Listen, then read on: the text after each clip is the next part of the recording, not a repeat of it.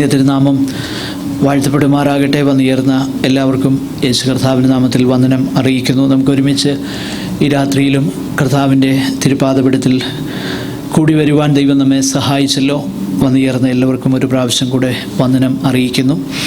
തുടർന്നുള്ള അല്പസമയം കർത്താവിൻ്റെ വചനം നമുക്ക് ഒരുമിച്ച് ധ്യാനിക്കാം. നമ്മുടെ ചിന്തയ്ക്ക് ആധാരമായിട്ട് പത്രോസിൻ്റെ രണ്ടാമത്തെ ലേഖനം അതിൻ്റെ 8ഉം 9ഉം വാക്യങ്ങൾ നമുക്ക് വായിക്കുകയും ആ വേദഭാഗം ഈ രാത്രിയിൽ തുടർന്ന് നമുക്ക് അല്പമായി ചിന്തിക്കുകയും ചെയ്യാം. പത്രോസിൻ്റെ രണ്ടാം ലേഖനം 3-ാം അധ്യായം 8ഉം 9ഉം വാക്യങ്ങൾ. കർത്താവിന് ഒരു ദിവസം 1000 സംവത്സരം പോലെയും 1000 സംവത്സരം ഒരു ദിവസം പോലെയും ഇരിക്കുന്നു എന്നീ കാര്യം നിങ്ങൾ മറക്കരുത്. ചിലർ താമസമെന്ന് വിചാരിക്കുന്നത് പോലെ കർത്താവ് തന്റെ വാഗ്ദത്തം നിവർത്തിപ്പാൻ താമസിക്കുന്നില്ല. ആരും നശിച്ചു പോകാതെ എല്ലാവരും മാനസാന്തരപ്പെടുവാൻ അവിടെ നിശ്ചയിച്ച് നിങ്ങളോട് ദീർഘക്ഷമ കാണിക്കുന്നതേ ഉള്ളൂ. കർത്താവിന്റെ ദിവസമോ കള്ളനെ പോലെ വരും. അന്ന് ആകാശം കൊടുമുഴക്കത്തോട് ഒഴിഞ്ഞു പോകും, മൂലപദാർത്ഥങ്ങൾ കത്തിയഴുകയും ഭൂമിയും മതിയോ. ഈ രാത്രി സമയം നമ്മൾ 3-ാമത്തെ അധ്യായത്തിൽ നിന്ന് ആ 8ഉം 9ഉം വാക്യങ്ങൾ ചിന്തിപ്പാനായിട്ട് താല്പര്യപ്പെടുകയാണ്.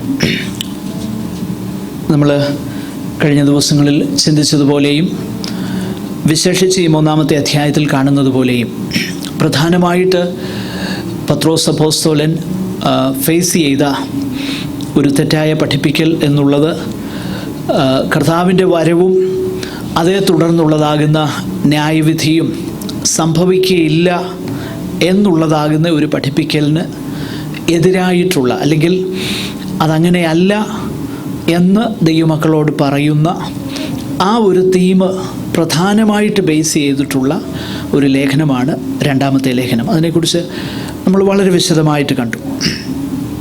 കർത്താവിൻ്റെ മറുരൂപമലയിലെ പ്രത്യക്ഷതയൊക്കെ കർത്താവിൻ്റെ വരുവാനുള്ള മഹത്വത്തിൻ്റെ ഒരു മുൻകൂട്ടിയുള്ള ഒരു വെളിപ്പാടായിട്ടും പഴയ നിയമ തിരുവെഴുത്തുകൾ അതിന് സാക്ഷ്യം പറയുന്നു. ആ തിരുവെഴുത്തുകളെ നമ്മൾ കരുതിക്കൊള്ളണം എന്നൊക്കെയുള്ള വിഷയങ്ങളും രണ്ടാമത്തെ അധ്യായത്തിൽ ആ തെറ്റായ ഉപദേശങ്ങൾ പഠിപ്പിക്കുന്ന ഉപദേഷ്ടാക്കന്മാരുടെ ജീവിതശൈലിയെക്കുറിച്ചും ദൈവം എങ്ങനെ ഭക്തന്മാരെ നാശത്തിൽ നിന്നും വീണ്ടെടുക്കുന്നു എന്നുള്ളതിനെക്കുറിച്ചും ഒക്കെ വിശദമായിട്ട് പത്രോസ് അപ്പോസ്തലൻ പറഞ്ഞു. ഈ 3-ാമത്തെ അധ്യായത്തിലേക്ക് വരുമ്പോൾ കർത്താവിൻ്റെ പ്രത്യക്ഷതയുടെ വാഗ്ദത്തം എവിടെ എന്ന് സ്വന്തം മോഹങ്ങളെ അനുസരിച്ച് നടക്കുന്ന പരിഹാസികൾ അന്ത്യകാലത്ത് വരും എന്നറിഞ്ഞുകൊള്ളുക. എന്നാൽ ആ പ്രത്യേക സാഹചര്യത്തിൽ നിങ്ങൾ ചില കാര്യങ്ങൾ ഓർക്കണം എന്നും അവർ ചില കാര്യങ്ങൾ മറന്നു കളയുന്നു, മനഃപൂർവ്വം മറന്നു കളയുന്നു എന്നൊക്കെ പറഞ്ഞിട്ട് പ്രധാനമായിട്ട് അപ്പോസ്തലനാകുന്ന പത്രോസ് തുടർന്ന് പറയുവാൻ ആഗ്രഹിക്കുന്ന കാര്യം വളരെ ശ്രദ്ധേയമാണ്. കാരണം ഈ ഉപദേഷ്ടാക്കന്മാർ പറഞ്ഞ ഒരു കാര്യം, ദൈവം ഒരിക്കലും ആ സൃഷ്ടിയിൽ ഇൻ്റർവീൻ ചെയ്തില്ല.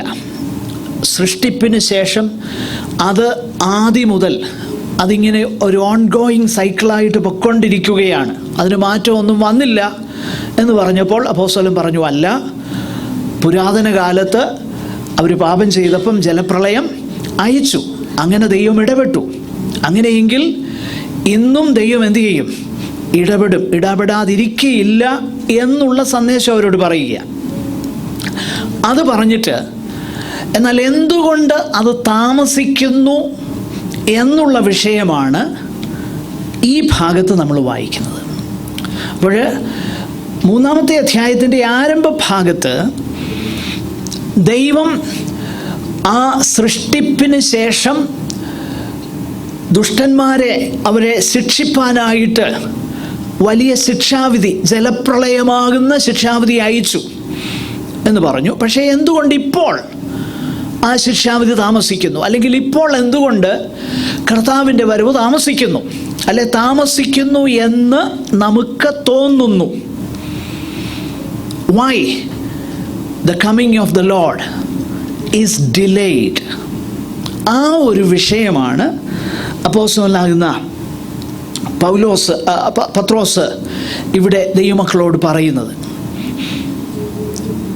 നാം പല സന്ദർഭങ്ങളിൽ കർത്താവിൻ്റെ വരവിന് വേണ്ടി താല്പര്യപ്പെടുന്നവരാണ്. നിശ്ചയമായിട്ടും കർത്താവിൻ്റെ വരവിനെക്കുറിച്ചുള്ളതാകുന്ന താല്പര്യവും പ്രാർത്ഥനയും നമ്മുടെ ജീവിതത്തിലുണ്ട്. കാരണം കർത്താവ് പഠിപ്പിച്ചത് അവിടുത്തെ രാജ്യം വരയണമേ. എന്നാൽ നാം പുറകോട്ട് ചിന്തിച്ച് നോക്കുമ്പോൾ നമ്മൾ വീണ്ടും ജനിച്ച, അല്ലെ നമ്മൾ ദൈവമക്കളായി തീർന്ന ആ ഒരു കാലഘട്ടത്തെക്കുറിച്ച് നമ്മൾ ചിന്തിക്കണം. എന്നിട്ട് ഇങ്ങനെ ചിന്തിക്കണം, ഒരു പക്ഷേ അതിനു മുൻപ് കർത്താവ് വന്നിരുന്നെങ്കിൽ എന്ത് സംഭവിച്ചേനെ? നമ്മളൊക്കെ നഷ്ടപ്പെട്ടു പോയേനെ. അപ്പോഴന്ന് കർത്താവ് വരാതിരുന്നത് കൊണ്ടാണ് നമുക്കെന്ത് പറ്റിയത്? ദൈവത്തെ അറിയാൻ ഇടയായി തീർന്നത്. അപ്പോൾ ഡിവൈൻ ഡിലേയ്സ് ആർ മേഴ്സീസ് എന്നുള്ള ഒരു സന്ദേശമാണ് ഇവിടെ അപ്പോസ്തലൻ പറയുന്നത്. Divine delays are mercies. ദൈവം പറഞ്ഞ ഒരു കാര്യം ചെയ്യുവാൻ താമസിക്കുന്നില്ല, പക്ഷെ താമസമെന്ന് നമുക്കെന്ത് ചെയ്യുന്നു? തോന്നുകയാണ്. അതിൻ്റെ കാരണം നമ്മൾ ഈ വേദഭാഗത്ത് കാണും. അങ്ങനെ താമസമെന്ന് നാം ചിന്തിക്കുമ്പോൾ ഓർക്കുക, അത് സത്യത്തിൽ താമസമല്ല, പിന്നെയോ അത് കരുണയാണ്, അത് ദയയാണ്. എന്ന് പറഞ്ഞാൽ ഒരു പക്ഷേ ചിലരുടെ കർത്താവിനെ അറിയുവാനായിട്ട് കാരണമായിത്തീരും. ഇംഗ്ലീഷ് ഭാഷയിൽ ഒരു ഞാൻ ഓർക്കുന്നില്ല അതിൻ്റെ വരികളൊന്നും, ഒത്തിരി നാൾ മുൻപേ കേട്ടതാ. ആ കർത്താവിൻ്റെ വരവിനെക്കുറിച്ച് പറയുന്ന അതിന് വരവിന് വേണ്ടി ആഗ്രഹിക്കുന്ന ആ പ്രമേയമുള്ള ഒരു പാട്ടാണ്. അപ്പോൾ അതിൻ്റെ കോറസ് ഇങ്ങനെയാ: just A little longer sweet Jesus, just A little longer, അല്പം കൂടെ കഴിയട്ടെ. എന്നിട്ട് കഴിയട്ടെ എന്ന് പറയുന്നതിൻ്റെ കാരണം താഴോട്ട് വിവരിക്കുന്നുണ്ട് അതിൻ്റെ സ്റ്റാൻസാസിൽ. അതിങ്ങനെയാണ്: കുറച്ചു പേരൂടെ കർത്താവിനെ അറിയാൻ ഇടയാകട്ടെ എന്നുള്ളതാകുന്ന പ്രമേയമുള്ള ഒരു പാട്ട്. ഏകദേശം ആ ഒരു ആശയമാണ് ഇവിടെ അപ്പോസ്തലനാകുന്ന പത്രോസ് കർത്താവിൻ്റെ വരവിനോടുള്ള ബന്ധത്തിൽ നൽകുന്നത്. 8ഉം 9ഉം വാക്യങ്ങളിൽ why the coming of the Lord is delayed, എന്തുകൊണ്ട് കർത്താവിൻ്റെ വരവ് താമസിക്കുന്നു അല്ലെങ്കിൽ താമസിക്കുന്നു എന്ന് നമുക്ക് തോന്നുന്നു. സത്യത്തിൽ താമസിക്കുകയല്ല, അത് ഞാൻ വിശദീകരിക്കാം. പക്ഷെ എന്തുകൊണ്ട് താമസിക്കുന്നു എന്ന് നമുക്ക് തോന്നുന്നു, ആ വിഷയമാണ് ദൈവത്തിൻ്റെ വചനം ഇവിടെ പറയുന്നത്. അതിന് 2 കാരണങ്ങളാണ് അപ്പോസ്തലനായ പത്രോസ് ഇവിടെ പറയുന്നത്. ഒന്നാമത്തെ കാരണം, സമയത്തെക്കുറിച്ചുള്ള നമ്മുടെ കാഴ്ചപ്പാടും ദൈവം സമയത്തെ കാണുന്നതും 2 നിലകളിലാണ്. രണ്ടാമത്തെ കാരണം, മനുഷ്യൻ്റെ മാനസാന്തരമാണ് ദൈവം ആഗ്രഹിക്കുന്നത്. 2 കാരണങ്ങളാണ്. കർത്താവിൻ്റെ വരവ് താമസിക്കുന്നതിൻ്റെ ഒന്നാമത്തെ കാരണം, അല്ലെങ്കിൽ താമസിക്കുന്നു എന്ന് നമുക്ക് തോന്നുന്നതിൻ്റെ കാരണം, ദൈവം കാലങ്ങളെ കാണുന്നത്, ഹൗ ഗോഡ് സീസ് times is altogether different from the human perspective of time. മാനുഷികമാകുന്ന കാഴ്ചപ്പാടിനേക്കാളും വ്യത്യസ്തമായിട്ടാണ് ദൈവം സമയത്തെ കാണുന്നത്. അതുകൊണ്ട് നാം നമ്മുടെ ഈ കൊച്ചു ജീവിതത്തിൽ ഈ ചെറിയൊരു കാലഘട്ടത്തിൻ്റെ അവസ്ഥയിലാണ് സമയത്തെ കാണുന്നത്. എന്നാൽ ദൈവം അങ്ങനെ അല്ല കാണുന്നത്. അതാ ഒന്നാമത്തെ കാരണം. Why it seems that Christ's coming is delayed. Why it seems, എന്തുകൊണ്ട് കർത്താവിൻ്റെ വരവ് താമസിക്കുന്നു എന്ന് തോന്നുന്നു. അത് വളരെ ബോധപൂർവമാണ് ഞാൻ ആ വാക്കുകൾ ഉപയോഗിക്കുന്നത്.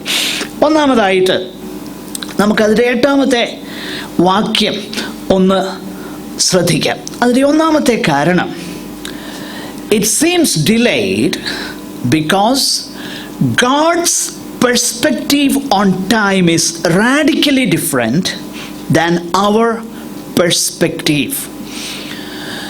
കർത്താവിൻ്റെ വരവ് താമസിക്കുന്നു എന്ന് നമുക്ക് തോന്നുന്നതിൻ്റെ കാരണം, സമയത്തെ നാം കാണുന്നതും ദൈവം കാണുന്നതും തികച്ചും വ്യത്യസ്തമായിട്ട്. ഒന്നാമത്തെ വിഷയം, എന്നാൽ പ്രിയമുള്ളവരെ. അപ്പോൾ 7-ാമത്തെ വാക്യത്തിൽ ന്യായവിധി ദിവസത്തെക്കുറിച്ച് പത്രോസ് പറഞ്ഞു. മുൻപുള്ള ജലപ്രളയത്തെക്കുറിച്ചും ദൈവം ആ മനുഷ്യൻ്റെ ചരിത്രത്തിൽ ഇടപെട്ടതിനെക്കുറിച്ചൊക്കെ പറഞ്ഞു, ന്യായവിധിയെക്കുറിച്ച് പറഞ്ഞു. എന്നിട്ട് പറയുക, എന്നാൽ പ്രിയമുള്ളവരെ, കർത്താവിന് ഒരു ദിവസം 1000 സംവത്സരം പോലെയും 1000 സംവത്സരം ഒരു ദിവസം പോലെയും ഇരിക്കുന്നു എന്നീ കാര്യം നിങ്ങൾ മറക്കരുത്. അപ്പോൾ ഇവിടെ അപ്പോസ്തലനാകുന്ന പത്രോസ് ദൈവമക്കളോട് പറയുവാൻ ആഗ്രഹിക്കുന്ന ഒരു വിഷയം, ഇത് നിങ്ങൾ മറന്നു പോകരുത്. എന്ത് നിങ്ങൾ മറന്നു പോകരുതെന്നാ പറഞ്ഞേ? ഒരു ദിവസം 1000 സംവത്സരം പോലെയും 1000 സംവത്സരം ഒരു ദിവസം പോലെ ഇരിക്കുന്നു എന്ന കാര്യം നിങ്ങൾ മറക്കരുത്. കാരണം 3-ാമത്തെ അധ്യായത്തിൻ്റെ ആരംഭവാക്യത്തിൽ നമ്മൾ കണ്ടു, വിശുദ്ധ പ്രവാചകന്മാർ മുൻ പറഞ്ഞ വചനങ്ങളും നിങ്ങളുടെ അപ്പോസ്തലന്മാർ മുഖാന്തരം കർത്താവും രക്ഷിതാവുമായവൻ തന്ന കൽപ്പനയും ഓർത്തുകൊള്ളണം. അപ്പം മുൻ പറഞ്ഞ വചനങ്ങൾ, കർത്താവ് പറഞ്ഞ വചനങ്ങൾ, അപ്പോസ്തലന്മാരിൽ കൂടെ യേശു കർത്താവ് സംസാരിച്ച കാര്യങ്ങൾ നിങ്ങൾ എന്ത് ചെയ്യണം? ഓർത്തുകൊള്ളണം. പ്രധാനപ്പെട്ട എല്ലാ കാര്യങ്ങൾക്കും, പ്രധാനപ്പെട്ടതെന്നല്ല, ദൈവമക്കളെ സംബന്ധിച്ചിടത്തോളം എല്ലാ കാര്യങ്ങൾക്കും അടിസ്ഥാനമായിട്ട് ദൈവത്തിൻ്റെ വചനമാണ്. നമ്മുടെ ഇൻ്റർപ്രിട്ടേഷൻ അല്ല വിഷയം, നമ്മുടെ വ്യാഖ്യാനമല്ല വിഷയം. അതുകൊണ്ടാണ് ബൈബിൾ ക്ലാസ് ആവശ്യമായിരിക്കുന്നത്. അതുകൊണ്ടാണ് പരിശുദ്ധാത്മ നിറവ് പ്രാപിച്ച ദൈവമക്കൾ ആദ്യം ബൈബിൾ ക്ലാസ് കേട്ടെന്ന് എഴുതിയേക്കുന്നത്. ബൈബിൾ ക്ലാസ് 2-ാമത്തെ കാര്യമല്ല, ബൈബിൾ ക്ലാസ് 1-ാമത്തെ കാര്യമാണ്. കാരണം അപ്പോസ്തല പ്രവൃത്തിയിൽ നമ്മളെന്താ വായിക്കുന്നത്? അവർ അപ്പോസ്തലന്മാരുടെ. അപ്പം ആത്മനിറവ് പ്രാപിച്ച പെന്തക്കോസ്തുകാരുടെ ഹോൾമാർക്ക് എന്തായിരുന്നു? ബൈബിൾ ക്ലാസ് ആയിരുന്നു. അല്ലെന്ന് പറയരുത്, ബൈബിൾ ക്ലാസ് ആയിരുന്നു. 1-ാമത്തെ കാര്യം, അവർ അപ്പോസ്തലന്മാരുടെ ഉപദേശം കേട്ടു. അവർക്ക് ക്ലാസ് ആയിരുന്നു വിഷയം, അല്ലെന്ന് പറയരുത്. കാരണം പിറ്റേ ദിവസം പുറപ്പെടാനിരിക്കുന്നതുകൊണ്ട് പാതിരാത്രി വരെയായിരുന്നു ക്ലാസ്, പിന്നെയും ക്ലാസ് നടത്തുകയായിരുന്നു. മനസ്സിലാക്കണം, മിസ്ലീഡ് ആയി പോകരുത്, വഴിതെറ്റിപ്പോകരുത്. സോ ദൈവത്തിൻ്റെ വചനമാണ് നമ്മുടെ ആധാരം. സകല കാര്യങ്ങൾക്കും ദൈവവചനമാണ് ആധാരം. അങ്ങനെയെങ്കിൽ ഈ അതീവ പ്രാധാന്യമുള്ള വിഷയത്തെക്കുറിച്ച് അപ്പോസ്തലൻ പറയുമ്പോൾ നിങ്ങൾ മറക്കരുത്, അല്ലെങ്കിൽ നിങ്ങൾ ഓർത്തുകൊള്ളണം എന്ന് പറഞ്ഞാൽ, ഓൾറെഡി പറഞ്ഞിരിക്കുന്ന ഒരു കാര്യത്തെയാണ് എന്ത് പറഞ്ഞേക്കുന്നത്? മറക്കരുതെന്ന് പറഞ്ഞു കഴിഞ്ഞാൽ അർത്ഥം എന്താ? പറഞ്ഞിരിക്കുന്ന കാര്യമാണ് അല്ലേ? നമ്മളോട് ഇന്നത് മറക്കരുത് എന്ന് പറഞ്ഞാൽ അതിൻ്റെ അർത്ഥം എന്താ? പറഞ്ഞിട്ടുള്ള ഒരു കാര്യമാണ്. അങ്ങനെയാണെങ്കിൽ ഇവിടെ അപ്പോസ്തലൻ പറയുകയാണ്, എന്താ പറയുന്നത്? പ്രിയമുള്ളവരെ, കർത്താവിൻ്റെ അല്ലെങ്കിൽ ഒരു ദിവസം, കർത്താവിന് ഒരു ദിവസം 1000 സംവത്സരം പോലെയും 1000 സംവത്സരം ഒരു ദിവസം പോലെയും ഇരിക്കുന്നു എന്ന കാര്യം നിങ്ങൾ എന്ത് ചെയ്യരുത്? മറക്കരുത്. Don't forget that. When you have doubt that Christ is not coming, യേശു കർത്താവ് വരുന്നില്ല, it is delayed എന്ന് ചിന്തിക്കുമ്പോൾ ഉടനെ എന്താ ഓർക്കണ്ടേ? ഉടനെ ഓർക്കേണ്ടി ഇതാണ്. അപ്പോൾ ഇത് ഓൾറെഡി ഉള്ള കാര്യമാണ്. എവിടെ ഇത് പറഞ്ഞേക്കുന്നേ? എവിടെ ഇത് പറഞ്ഞേക്കുന്നതെന്നറിയാം?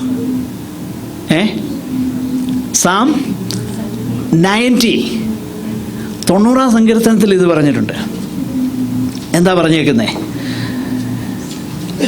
അവിടെ പറഞ്ഞേക്കുന്ന വിഷയം നമ്മൾ ശ്രദ്ധിക്കണം. അവർ മറക്കരുതെന്ന് പറഞ്ഞേക്കുന്നത് 90 സങ്കീർത്തനം 4 വാക്യം.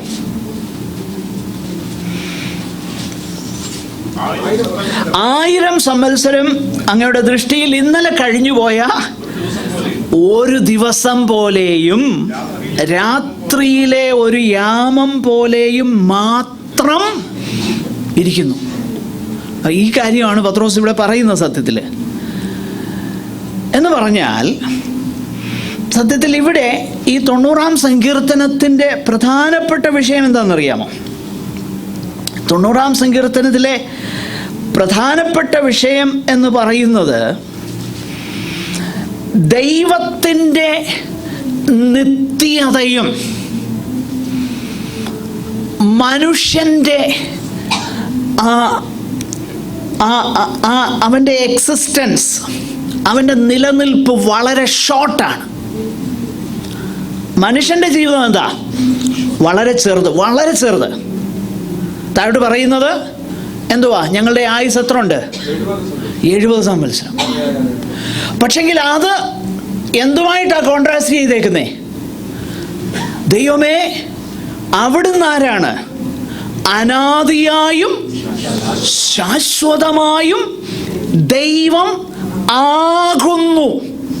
അനാദിയായും എന്ന് പറഞ്ഞാൽ ആദിയുടെ, അനാദി എന്ന വാക്കിന് ഒരു ഡെഫിനിഷൻ കൊടുത്തു കഴിഞ്ഞാൽ ആദി എന്ന് പറയാൻ പറ്റുകയില്ല. ആദിയുടെ അപ്പുറം ചിന്തിക്കാൻ പറ്റുമോ? അനാദി, ആദിക്ക് അപ്പുറം നമുക്ക് ചിന്തിക്കാൻ പറ്റുകയില്ല. അപ്പോൾ അനാദിയായും പിന്നെ ശാശ്വതമായും, ആദിയുടെ പുറകിൽ പിന്നെ ഇറ്റേണലി, മുൻപോട്ട് നോക്കിക്കഴിഞ്ഞാൽ എന്നേക്കും ശാശ്വതമായിട്ടും അവിടുന്ന് ആരാ? ദൈവമാണ്. അതുമായിട്ട് മനുഷ്യൻ്റെ ആയുസിനെ എന്ത് ചെയ്യുക? കോൺട്രാസ്റ്റ് ചെയ്യുക. അപ്പോൾ കോൺട്രാസ്റ്റ് ചെയ്യുമ്പോൾ എന്താ പറഞ്ഞേക്കുന്നേ? ഞങ്ങളുടെ ആയുഷ്കാലം എങ്ങനെയാ? ഞങ്ങൾ വളരെ ചെറിയ സമയം മാത്രമുള്ളവരാ. എന്നിട്ട് പറയുകയാണ്, നീ മർത്യനെ പൊടിയിലേക്ക് മടങ്ങിച്ചേരുമാറാക്കുന്നു, മനുഷ്യപുത്രന്മാരെ തിരികെ വരുവീനെന്നും അരുളി ചെയ്യുന്നു. എന്ന് പറഞ്ഞാൽ ദൈവമേ, അങ്ങയുടെ അവിടുന്ന് അനാദിയായും ശാശ്വതമായിട്ടും ദൈവമായിരിക്കുമ്പോൾ ഞങ്ങൾ ഈ ഭൂമിയിൽ ഒരു കൊച്ചു സമയം മാത്രം ജീവിച്ചിരിക്കുന്നവരാ. ഞങ്ങളുടെ ആയുസ്സിന് എന്തില്ല? വലിയ നീളമൊന്നുമില്ല, കൊച്ചു ജീവിതമാണ് ഞങ്ങളുടേത്. അപ്പോൾ അങ്ങനെയുള്ളതാകുന്ന അതിൻ്റെ 5-ാം വാക്യത്തിലേക്കൊക്കെ വരുമ്പോൾ, നീ അവരെ ഒഴുക്കിക്കളയുന്നു, അവർ ഉറക്കം പോലെ അത്രേ, അവർ രാവിലെ മുളച്ചു വരുന്ന പുല്ലുപോലെയാകുന്നു. അപ്പോഴങ്ങനെ വരുമ്പോൾ മനുഷ്യൻ്റെ കാലഘട്ടവും ദൈവത്തിൻ്റെ നിത്യതയും തമ്മിൽ ചേർത്ത് വെക്കുമ്പോൾ ഇതൊന്നുമില്ല. എന്ന് പറഞ്ഞാൽ ദൈവത്തെ സംബന്ധിച്ചിടത്തോളം 1000 വർഷങ്ങളെന്നോ 10,000 വർഷങ്ങളെന്നോ പറയേണ്ട കാര്യം ഇല്ല. കാരണം ദൈവം ആരാ? അനാദിയായും ശാശ്വതമായും ദൈവമാണ്. ദൈവം താമസിക്കുന്നു എന്ന് നമുക്ക് പറയാൻ പറ്റുകയില്ല. കാരണം ദൈവത്തിൻ്റെ സമയത്താണ് എന്ത് ചെയ്യുന്നത്? ഓപ്പറേറ്റ് ചെയ്യുന്നത്. അത് എന്തുകൊണ്ടാണെന്ന് നമുക്കറിയത്തില്ല. പക്ഷെ നമ്മളെ സംബന്ധിച്ചിടത്തോളം അത് ചിലപ്പോൾ നീളമുണ്ടെന്ന് തോന്നുന്നേ ഉള്ളൂ. പക്ഷെ നമ്മുടെ ജീവിതം എന്താ? വളരെ ചെറുതാ. ദൈവത്തിൻ്റെ പെർസ്പെക്റ്റീവിൽ കാര്യങ്ങൾ ചിന്തിക്കാൻ തുടങ്ങുമ്പോൾ കർത്താവിൻ്റെ വരവ് എന്ത് ചെയ്യുന്നിട്ടില്ല?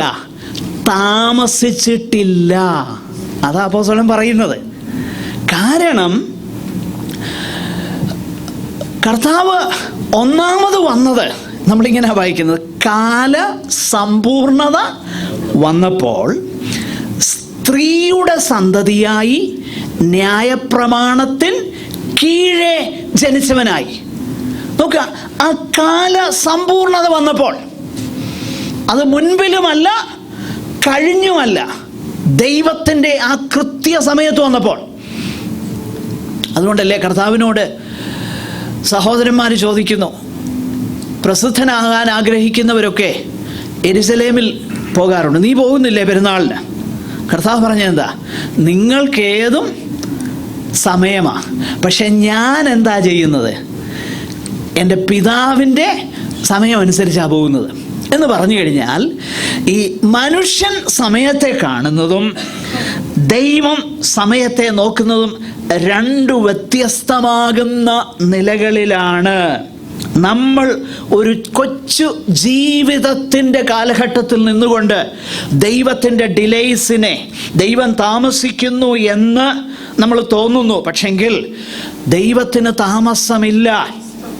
കാരണം 1000 സംവത്സരമെന്ന് പറയുന്നത് ഒരു ദിവസം പോലെ ദൈവത്തിന് ഇരിക്കുകയാണ്. 1000 സംവത്സരം എങ്ങനെയാണ്?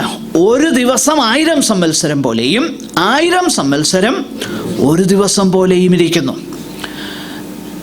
എന്ന് പറഞ്ഞാൽ നമ്മുടെ ഒരു ദിവസം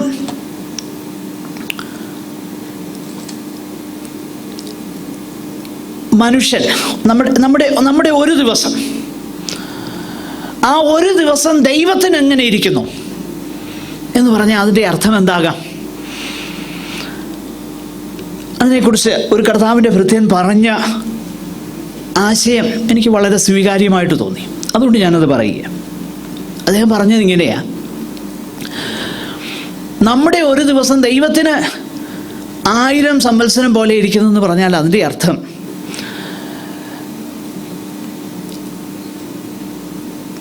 ദൈവം, അതായത് മനുഷ്യൻ 1000 സംവത്സരം കൊണ്ട് ചെയ്തു തീർക്കുവാൻ കഴിയുന്ന, അല്ലെ അക്കംപ്ലിഷ് ചെയ്യാൻ കഴിയുന്ന കാര്യങ്ങൾ ദൈവത്തിന് എന്ത് പറ്റി? മതി, ഒരു ദിവസം മതി.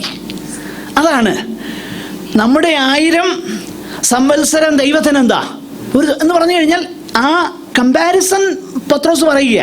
എന്ന് പറഞ്ഞാൽ നമ്മൾ സമയത്തെ കാണുന്നതും ദൈവം സമയത്തെ കാണുന്നതും തമ്മിൽ യാതൊരു ബന്ധവുമില്ല. ഇത് എൻ്റയർലി ഡിഫറൻറ്റാ. അതുകൊണ്ട് കർത്താവിൻ്റെ വരവ് താമസിക്കുന്നു എന്ന് നാം ഒരിക്കലും ചിന്തിക്കുവാനായി പാടില്ല. ഒരു പക്ഷേ ഇത് വളരെ വളരെ പ്രായോഗികമാകുന്ന ഒരു വിഷയമാണ്. പ്രത്യേകിച്ച് ജീവിതത്തിൽ കഷ്ടങ്ങളിൽ കൂടെ കടന്നു പോകുന്ന, പ്രയാസങ്ങളിൽ കൂടെ കടന്നു പോകുന്ന ഒരു ഭക്തനെ സംബന്ധിച്ചിടത്തോളം ഇത് വളരെ ആശ്വാസകരമാകുന്ന ഒരു വിഷയമാണ്. നമ്മൾ ഈ പഴയ നിയമം വായിക്കുമ്പോൾ, വിശേഷിച്ച് യോസേഫിൻ്റെ ചരിത്രം വായിക്കുമ്പോൾ ഒരു കാര്യം നമ്മൾ അവിടെ വായിക്കുന്നുണ്ട്. യോസേഫ് ആ കാരാഗ്രഹത്തിൽ കിടക്കുമ്പോൾ പാനപാത്രകന്മാരുടെ വാഹകന്, അല്ലെങ്കിൽ ആ അതിൻ്റെ ആ പ്രമാണിക്ക് സ്വപ്നം വിവരിച്ചു കൊടുക്കുന്നു. പക്ഷെങ്കിൽ അവൻ എന്ത് ചെയ്യുന്നു? യോസേഫിനെ മറന്നു കളഞ്ഞു. ഉൽപ്പത്തി പുസ്തകം 41 അധ്യായത്തിലാണ് നമ്മൾ വായിക്കുന്നത്. എന്നാൽ അവിടെ എഴുതിയിരിക്കുന്ന ഒരു കാര്യം, 2 സംവത്സരം കഴിഞ്ഞ ശേഷം ഫറവോൻ ഒരു സ്വപ്നം കണ്ടതെന്തെന്നാൽ,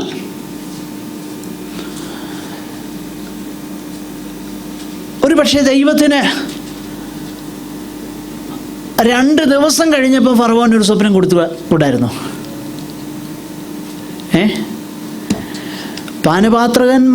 പാനപാത്രം വഹിക്കുന്ന അവരുടെ പ്രമാണിക്കും അപ്പക്കാരുടെ പ്രമാണിക്കും ഒക്കെ സ്വപ്നം കൊടുത്തത്, അതിൻ്റെ പിറ്റേ ദിവസം ദൈവത്തിന് ഫറവോന് സ്വപ്നം കൊടുത്താൽ പോരായിരുന്നോ? എന്തുകൊണ്ടോ ദൈവം അത് ചെയ്തില്ല, നമുക്കറിയത്തില്ല. പക്ഷേ യോസഫ് പിന്നെ ഇവിടെ കിടക്കുക, കാരാഗ്രഹത്തിൽ കിടക്കുക. 2 വർഷം കഴിഞ്ഞു. 2 വർഷം എന്നൊക്കെ പറഞ്ഞു കഴിഞ്ഞാൽ കാരാഗ്രഹത്തിൽ കിടക്കുമ്പോൾ അത് കുറഞ്ഞ സമയമൊന്നുമല്ല. ജയിലിൽ കിടക്കുമ്പം 2 വർഷം എന്ന് പറഞ്ഞാൽ കൊച്ചു സമയമൊന്നുമല്ല, ഭയങ്കര ബുദ്ധിമുട്ടുള്ള കാര്യമാണ്. നമ്മൾ സ്വതന്ത്രമായിട്ട് ഇങ്ങനെ നടക്കുമ്പോൾ സമയം നമ്മൾ പെട്ടെന്ന് പോയെന്നിരിക്കും. പക്ഷെ ജയിലിൽ കിടക്കുമ്പോൾ അങ്ങനല്ല. അപ്പോൾ പിന്നെയും 2 വർഷം കഴിഞ്ഞു. എന്തുകൊണ്ടാണെന്ന് നമുക്കറിയത്തില്ല. പക്ഷെങ്കിൽ ദൈവത്തിൻ്റെ അതുകൊണ്ടാണ് യോസേഫ് പറയുന്ന ഒരു കാര്യമുണ്ട്. ഈ കാര്യങ്ങളിലൊക്കെ ദൈവത്തിൻ്റെ ആ പരമാധികാരം ഉണ്ടായിരുന്നു എന്ന് തിരിച്ചറിയാവുന്നത് കൊണ്ടാണ് 50-ാം അധ്യായത്തിലേക്ക് വരുമ്പോൾ യോസേഫ് പറയുന്ന ഒരു കാര്യം, നിങ്ങൾ എനിക്ക് വേണ്ടി ദോഷം നിരൂപിച്ചു, പക്ഷേ ദൈവം എന്ത് ചെയ്തു? God is in control. അപ്പോൾ ഹൗ ഗോഡ് ഓപ്പറേറ്റ്സ്, ദൈവം ഓപ്പറേറ്റ് ചെയ്യുന്നത്, ദൈവത്തിൻ്റെ കാര്യപരിപാടി മനുഷ്യൻ്റെ ചിന്താഗതികളിൽ നിന്നും തികച്ചും വ്യത്യസ്തമാണ്. ആ കാര്യം നിങ്ങൾ മനസ്സിലാക്കണം. അപ്പോൾ ഈ ഒരു വിഷയം പത്രോസ് എടുത്തിട്ട് പറയുക, അതായത് സങ്കീർത്തന പുസ്തകങ്ങളിൽ നിന്ന് 90-ാം സങ്കീർത്തനത്തിൽ നിന്ന് ഒരു വേദഭാഗം എടുത്തിട്ട് പത്രോസ് പറയുക, ഡോണ്ട് തിങ്ക് കർത്താവ് താമസിക്കാന്ന് ചിന്തിക്കരുത്. കർത്താവിനെ സംബന്ധിച്ചിടത്തോളം സമയം നമ്മൾ ചിന്തിക്കുന്ന നിലയിലല്ല ദൈവം സമയത്തെ കാണുന്നത്. അതുകൊണ്ട് കർത്താവ് നിശ്ചയമായിട്ടും വരും.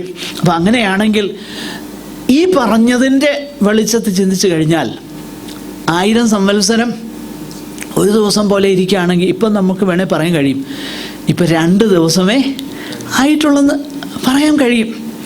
എന്ന് പറഞ്ഞാൽ ചുരുക്കത്തിൽ പറഞ്ഞാൽ ഇത്രയേ ഉള്ളൂ, കർത്താവിൻ്റെ സമയം അല്ലെങ്കിൽ കർത്താവിൻ്റെ വരവ് താമസിച്ചിട്ടില്ല. നമ്മുടെ സമയത്തെക്കുറിച്ചുള്ള ചിന്തയും ദൈവത്തിൻ്റെ സമയത്തെക്കുറിച്ചുള്ള ചിന്തയും വ്യത്യസ്തമാണെന്നേ ഉള്ളൂ. അതേ ഉള്ളൂ അപ്പോസ്തലൻ പറയുന്നത്. 2-ാമത്തെ വിഷയം 9-ാമത്തെ വാക്യത്തിലാണ്. അത് വളരെ പ്രാധാന്യമുള്ള വിഷയമാണ്. അപ്പോൾ 1-ാമത്തെ കാര്യം, സമയത്തോടുള്ള ബന്ധത്തിൽ മനുഷ്യൻ്റെ കാഴ്ചപ്പാടും ദൈവം സമയത്തെ കാണുന്നതും രണ്ടും 2 നിലകളിലാണ്.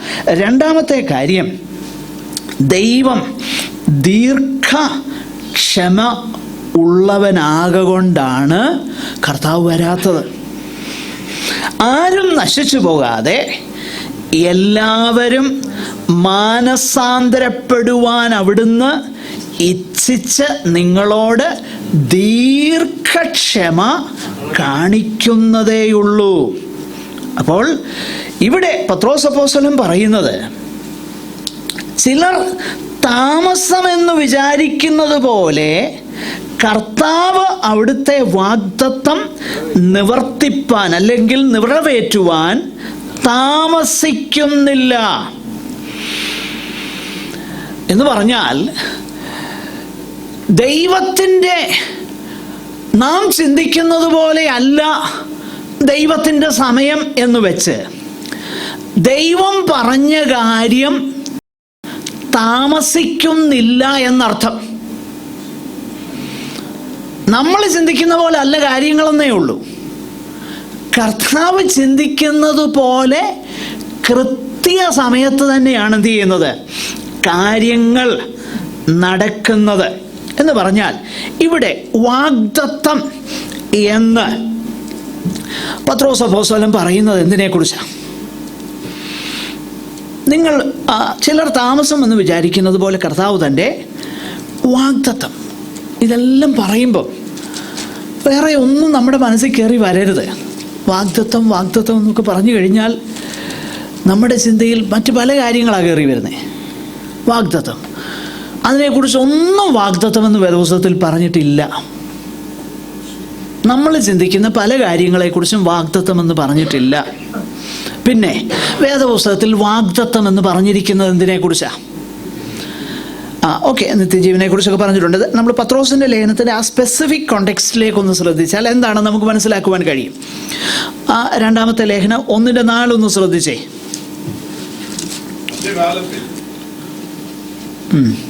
അവയാൽ നമുക്ക് 1:4 അവയാൽ അവിടെ നമുക്ക് വിലയേറിയതും അതിമഹത്വവുമാകുന്ന വാഗ്ദത്തങ്ങൾ, വിലയേറിയ വാഗ്ദത്തങ്ങൾ, വിലമതിക്കാനാവാത്ത വാഗ്ദത്തം, അതിമഹത്തായ വാഗ്ദത്തം, വിലയേറിയ വാഗ്ദത്തം. USA വിസ കിട്ടുമെന്ന് പറഞ്ഞാൽ അത് വിലയേറിയതൊന്നുമല്ല. അല്ലെങ്കിൽ പണ്ടാരാൾ പറഞ്ഞോളൂ, അതുകൊണ്ട് അവിടെ ഒരു മുളയുടെ കൂട്ടം തെക്കുവശത്ത് നിൽക്കുന്ന ഒരു വസ്തു തരാൻ പോകാം. അതിന് കൂടി വന്നാൽ ഓക്കെ, നിങ്ങൾ എറണാകുളം ടൗണിൻ്റെ സെൻറ്ററിൽ മുളയുള്ള വസ്തുവാണെന്നിരിക്കട്ടെ, എത്ര കിട്ടും? 2 കോടി കിട്ടും. അതിൽ കൂടുതൽ കിട്ടുമോ? വിലയേറിയ വാഗ്ദത്തമാകുന്നില്ലത്. അതിമഹത്താകുന്ന വാഗ്ദത്തമാകുമോ? അതും ആകുന്നില്ല. കാരണം അത് കിട്ടിയാലും നമുക്കെത്ര വേണം? 6 അടി മതി. അപ്പം അത് മഹത്തായ വാഗ്ദത്തമാകുന്നില്ല. വിലയേറിയതും മഹത്തായ വാഗ്ദത്തം ഏതാ?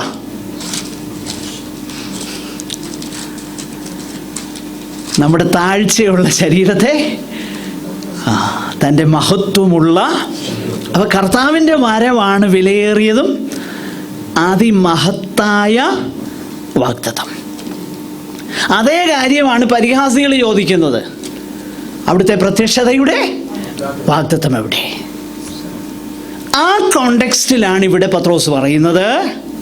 ചിലർ, മനസ്സിലാകുന്നു ഞാൻ ആ കോണ്ടെക്സ്റ്റ് പറഞ്ഞത്? ചിലർ താമസം എന്ന് പറയുന്നത് പോലെ കർത്താവ് തൻ്റെ വാഗ്ദത്തം എന്ന് പറഞ്ഞാൽ എന്താ? ആരേലും എന്തേലും അവരുടെ മനസ്സിൽ തോന്നി പറഞ്ഞ കാര്യം അല്ലേ പറയുന്നത്. ചിലർ എന്ന് പറഞ്ഞാൽ കർത്താവിൻ്റെ വരവ് താമസിക്കുന്നു എന്ന് തോന്നുന്നെങ്കിൽ അത് തെറ്റാ. അങ്ങനല്ല കാര്യം. ചിലർ താമസമെന്ന് വിചാരിക്കും, ചിലർ വിചാരിക്കുക. പക്ഷെ ആക്ച്വലി എന്തല്ല, താമസമല്ല. അതാ പത്രോസ് പറയുന്നത്. താമസമല്ല. ചിലർ ചിന്തിക്കുക താമസിക്കുന്നെന്ന്, പക്ഷെ താമസിക്കുകയല്ല. അതുകൊണ്ടാണ് ഞാൻ പലപ്പോഴും റെഫറൻസ് ചെയ്തിട്ടുള്ള ഒരു കാര്യമാണ് യുസ്തൂസ് ജോസഫിൻ്റെ. അദ്ദേഹം നിരാശയിലിരുന്നപ്പോൾ എഴുതിയ പാട്ടാണ് കാന്ത. നമ്മളിന്നത് പാടുമെങ്കിലും അത്ര ബിബ്ലിക്കലി അത് അത്ര കൃത്യമായിട്ട് ഈ പത്രോസിൻ്റെ ഈ ഭാഗം വായിച്ചപ്പോഴേ ഞാൻ അതിനെക്കുറിച്ച് കൂടുതൽ ചിന്തിച്ചു. എനിക്ക് തോന്നുന്നില്ല. കാരണം അദ്ദേഹം നിരാശയുടെ പടുകുഴി കിടന്നുകൊണ്ട് എഴുതിയ പാട്ടാണ് കാന്ത എന്ന് പറഞ്ഞു കഴിഞ്ഞാൽ 5.5 വർഷത്തിനുള്ളിൽ കർത്താവ് എന്ന് പറഞ്ഞു. ഒരു പ്രത്യേക സമയം തീരുമാനിച്ചു. അതെല്ലാം കഴിഞ്ഞു. ഓമല്ലൂരീപ്പൻ കെട്ടിഞ്ഞാന്ന് ചേർത്തു. ആ സംഭവങ്ങളൊക്കെ കഴിഞ്ഞപ്പോൾ എഴുതിയ പാട്ടായത്. അപ്പോൾ ഞാൻ പറഞ്ഞത്, ഇവിടെ പത്രോസ് പറയുക ചിലർ താമസമെന്ന് വിചാരിക്കുന്നതുപോലെ കർത്താവ് തൻ്റെ വാഗ്ദത്തം താമസിച്ചിട്ടില്ല. 1872 ഒക്ടോബർ മാസം 30-ാം തീയതി വരുമെന്ന് കർത്താവ് പറഞ്ഞില്ല, നമ്മളങ്ങ് പറഞ്ഞതാ. മനസ്സിലാകുന്നുണ്ടോ? അല്ലേ 2000 ആണ്ട്, കുറച്ച് നാൾ മുമ്പേ 2000 ആണ്ടൊക്കെ പറഞ്ഞു. കർത്താവ് പറഞ്ഞിട്ടില്ല 2000 ആണ്ട് വരാമെന്നൊന്നും. നമ്മൾ പറഞ്ഞതാ അതൊക്കെ. അതുകൊണ്ടാണ് പത്രോസ് അപ്പോസ്തലൻ പറയുന്നത്, ചിലർ താമസമെന്ന് വിചാരിക്കുന്നത് പോലെ കർത്താവ് എന്ത് ചെയ്യുന്നില്ല, തൻ്റെ വാഗ്ദത്തം നിവർത്തിപ്പാൻ താമസിക്കുന്നില്ല. പിന്നെ കർത്താവിനൊരു പ്ലാനുണ്ട്. എന്താണ് ആ പ്ലാന്? കർത്താവിന് ഒരു പ്ലാനേ ഉള്ളൂ, കുറച്ച് പേരോടൊക്കെ. അപ്പോൾ കർത്താവ് ആരെയൊക്കെ കൂടെ എന്ത് ചെയ്തിട്ടുണ്ട്? കണ്ടിട്ടുണ്ട്. നമ്മളെ കണ്ടില്ലേ? നമ്മളെ ഉലക സ്ഥാപനത്തിന് മുമ്പ് എന്ത് ചെയ്തു? കർത്താവ് കണ്ടില്ലേ? അതുകൊണ്ട് നമ്മുടെ ആയുസ്സിൽ ജീവിച്ചിരുന്ന് കർത്താവിൽ വിശ്വസിക്കാനുള്ള ഭാഗ്യം നമുക്ക് കിട്ടിയില്ലേ? അതുപോലെ കർത്താവ് എന്ത് ചെയ്തിട്ടുണ്ട്? ചിലരെ കൂടെ കണ്ടിട്ടുണ്ട്. ഇതാ പത്രോസ് പറയുന്നത്, ചിലർ താമസമെന്ന് വിചാരിക്കുന്നത് പോലെ കർത്താവ്. അപ്പോൾ ഈ പരിഹാസികൾ പറയുകയാണ്, it is delayed, therefore it will not come. ഈ കാലഘട്ടത്തിൽ, കാരണം കർത്താവ് വരുമെന്നാണല്ലോ അവരെല്ലാം പറഞ്ഞത്. പൗലോസ് അപ്പോസ്തലൻ പറഞ്ഞില്ലേ, പിന്നെ ജീവനോടെ ശേഷിക്കുന്ന നാം എന്ന് പറഞ്ഞില്ലേ? അതിനെ ചിലർ തെറ്റായിട്ട്, പ്രത്യേകിച്ച് ഈ ദേശത്തുള്ള ചിലർ അത് തെറ്റിയില്ല എന്നൊക്കെ പറയാറുണ്ട്. അങ്ങനല്ല. അത് പൗലോസിൻ്റെ ആസ്പിറേഷനായിരുന്നു, താല്പര്യമായിരുന്നു. എന്നാൽ കുറച്ച് കഴിഞ്ഞപ്പോൾ പറഞ്ഞെന്താ, ഇപ്പം തന്നെ ഞാൻ പാനീയാഗമായിട്ട് ഒഴുകിപ്പെടുന്നു. അപ്പോൾ പൗലോസിന് തെറ്റൊന്നും പറ്റിയൊന്നുമല്ല, തൻ്റെ താല്പര്യമാണ് പറഞ്ഞത്. അതുപോലെ ഇവിടെ നമ്മൾ വായിക്കുന്നൊരു കാര്യം, കർത്താവ് തൻ്റെ വാഗ്ദത്തം നിവർത്തിപ്പാൻ താമസിക്കുന്നില്ല എന്ന് നമ്മൾ അറിയണം. കാരണം കർത്താവിൻ്റെ ടൈം എന്താണെന്ന് നമുക്കറിയാമോ? ഇല്ല. നമ്മളാ പറയുന്നത് താമസിക്കുന്നത്. കർത്താവ് താമസിച്ചിട്ടില്ല. കാരണം കർത്താവിൻ്റെ സമയവും നമ്മൾ സമയത്തെ കാണുന്നതും രണ്ട് തരത്തിലാണ്. അത് പത്രോസ് അപ്പോസ്തലൻ പറഞ്ഞു കഴിഞ്ഞു. ഹബക്കൂക്കിൻ്റെ പ്രവചനത്തിൽ നമ്മളിങ്ങനെ വായിക്കുന്നുണ്ട്. അങ്ങനെയാണ്, ദർശനത്തിന് അതും എന്തുവാ, ദർശനത്തിനൊരവധി വെച്ചിരിക്കുന്നു. അതും ചുമ്മാ ഈ പറിച്ചെടുത്ത് മാറ്റി വായിക്കല്ലേ. ആ വാക്യം അവിടോട്ട് തന്നെ വെച്ചേച്ച് അതിൻ്റെ 1-ാം അധ്യായം തൊട്ടിങ്ങോട്ട് താഴോട്ട് വായിക്കുക. അപ്പം മനസ്സിലാകും എന്താ ദർശനം.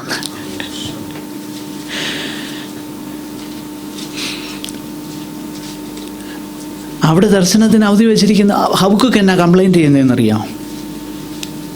കർത്താവേ, നീ ഇത് കണ്ടില്ലേ? കർത്താവേ എന്ന് ആദ്യം തൻ്റെ ജനത്തെക്കുറിച്ചാണ് പറയുന്നത്. കണ്ടില്ലേ, ഇവർ ചെയ്യുന്നത് കണ്ടില്ലേ, ഇവരുടെ ദുഷ്ടത കണ്ടില്ലേ, എന്നെ ശിക്ഷിക്കാത്തത്. ഉടനെ കർത്താവ് പറഞ്ഞു, വെയിറ്റ് ചെയ്യുക, ഞാൻ കൽദയരെ ഒരുക്കിയിട്ടുണ്ട് ഇവരെ ശിക്ഷിക്കാൻ, നീ പേടിക്കണ്ട. ഉടനെ അദ്ദേഹത്തിന് പ്രയാസം, എൻ്റെ ദൈവമേ, ദുഷ്ടൻ തന്നെക്കാളും നീതിമാനായവനെ ഉപദ്രവിക്കാൻ അങ്ങ് എന്തിനാ അനുവദിക്കുന്നത് എന്ന് പറഞ്ഞു കഴിഞ്ഞാൽ, കൽദയര് എൻ്റെ സ്വന്തം ജനമാകുന്ന യഹൂദന്മാരെക്കാളും ദുഷ്ടന്മാരാ. അപ്പോൾ അങ്ങനെ ദുഷ്ടനെ കൊണ്ട് അവരെക്കാളും നീതിയുള്ള യഹൂദന്മാരെ പണിഷ് ചെയ്യാൻ നീ എന്തിനാ അനുവദിക്കുന്നത്? അങ്ങെന്തിനാ അനുവദിക്കുന്നത്? ഉടനെ കർത്താവ് പറഞ്ഞു, അല്ല, അവർക്ക് ഞാൻ വെച്ചിട്ടുണ്ട്, നീ പേടിക്കണ്ട. എന്നിട്ട് പറയുക, ദർശനത്തിന് ഒരവധി വെച്ചേക്കുന്നു. അത് സമാപ്തിയിലേക്ക് ബന്ധപ്പെടുകയാണ് എന്ന് പറഞ്ഞാൽ, ഞാൻ ചിന്തിച്ചിട്ടുണ്ട് എന്നോ ചെയ്യണമെന്ന്. നീ ചിന്തിക്കുന്ന പോലെ അല്ല കാര്യങ്ങൾ. ഞാൻ ചിന്തിച്ചിട്ടുണ്ട്, എനിക്കറിയാം എന്ത് ചെയ്യണമെന്ന്.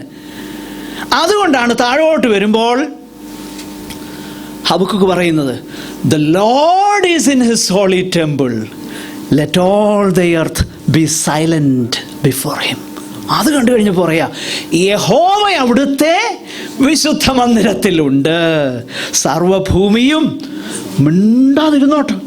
മിണ്ടണ്ട. സമയമൊന്നും എന്ത് ചെയ്തില്ല, തെറ്റിയിട്ടില്ല. സമാപ്തിയിലേക്ക് ബന്ധപ്പെടുകയാ, ദർശനത്തിന് ഒരു അവധി വെച്ചിരിക്കുക. ദൈവത്തിൻ്റെ സമയമായിട്ടില്ല. അതാണ് ഇവിടെ നമ്മളിവിടെ വായിക്കുന്നത്. ഇത് തന്നെയാണ് പത്രോസ് അപ്പോസ്തലൻ പറയുന്നത്.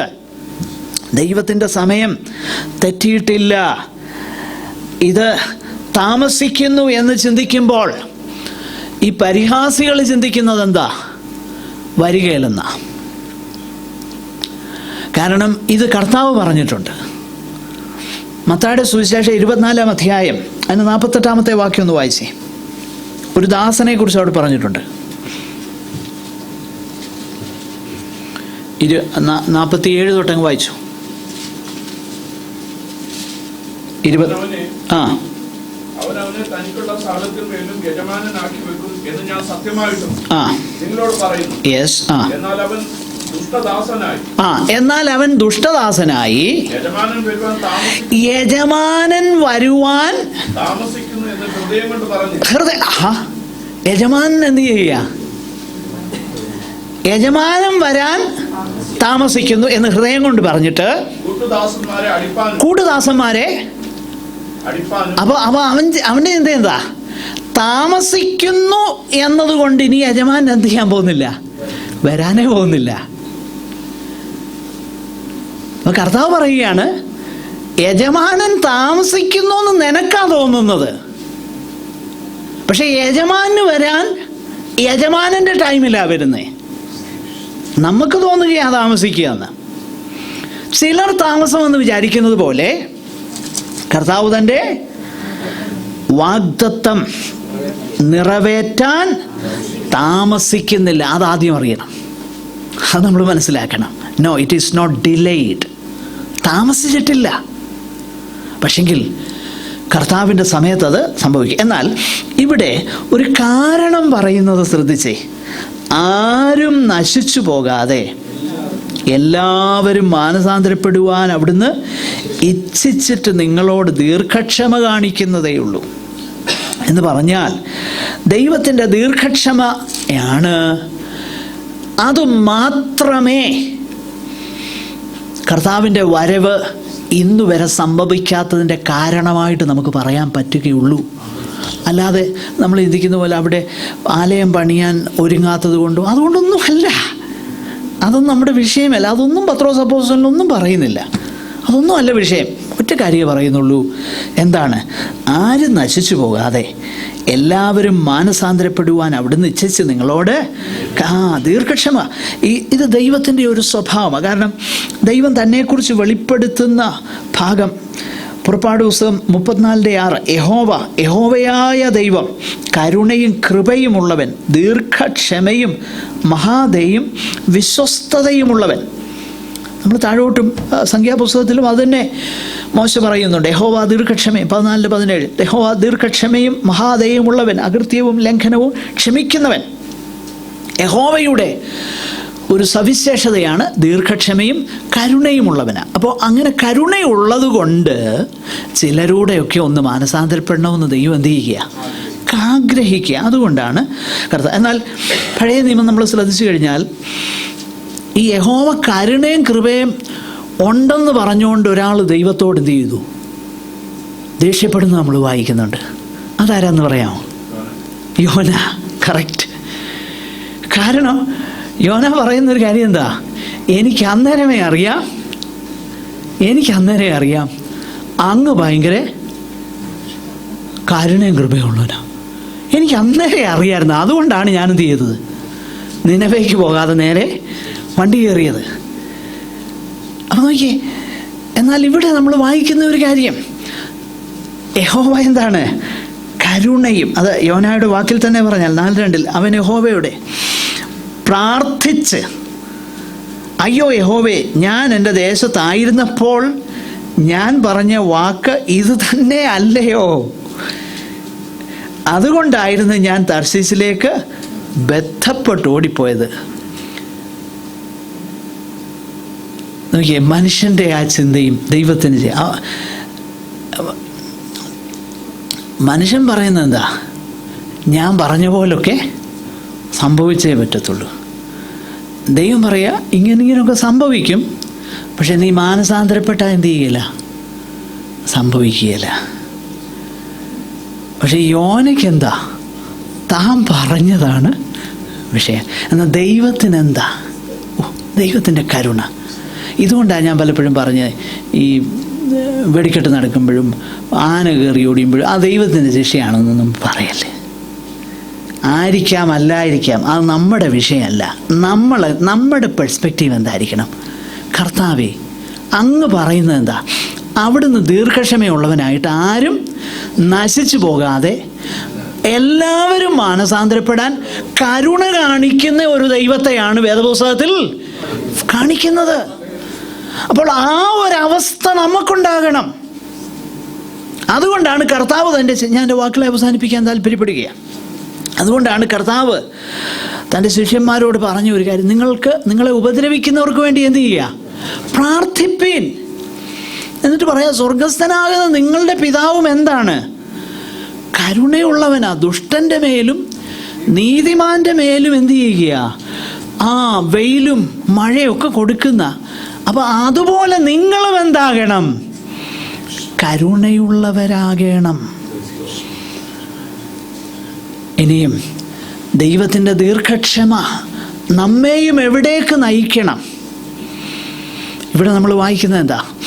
എല്ലാവരും മാനസാന്തരപ്പെടണമെന്ന് ദൈവം എന്ത് ചെയ്യുക? അതിനു വേണ്ടിയിട്ടാണ് എന്ത് ചെയ്യുന്നത്? ദൈവം കരുണ കാണിക്കുന്നത്.